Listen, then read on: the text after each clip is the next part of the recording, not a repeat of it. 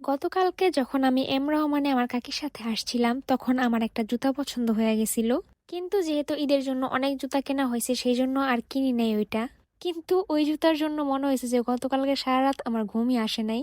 তাই আজকে ঘুমের তো উঠাই একদম লগে লগে আয়া পড়ছি এম রহমানে। আর এই হচ্ছে সেই জুতা, যদিও এটা ঈদের জন্য না এমনিই কিনলাম। কপাল ভালো 36 সাইজের একটা জুতাই ছিল, না পাইলে মনে হয় ঈদ পর্যন্ত আমার এরকমই লাগতো খালি। বাসায় যাওয়ার পর জুতাটা তোমাদের সাথে ভালো মতো দেখাইতেছি। জুতা কেনার পর আবার চলে গেছি 3 পিস কেনার জন্য। ওই দোকান থেকে কেনাকাটা শেষ করে এখন আবার আসছি গজ কাপড়ের জন্য।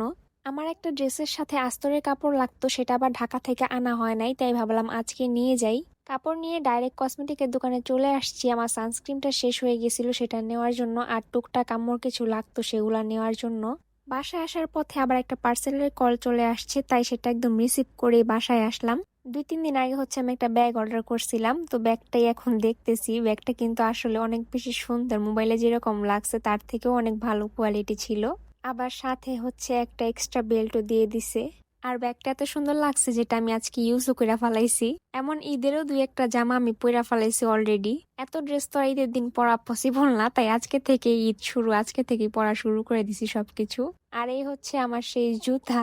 মানে মেয়ে মানুষ এরকমই, যত কিছুই থাক যেটার প্রতি একবার মন চলে যায় সেটা না নিলে আর ভালোই লাগে না।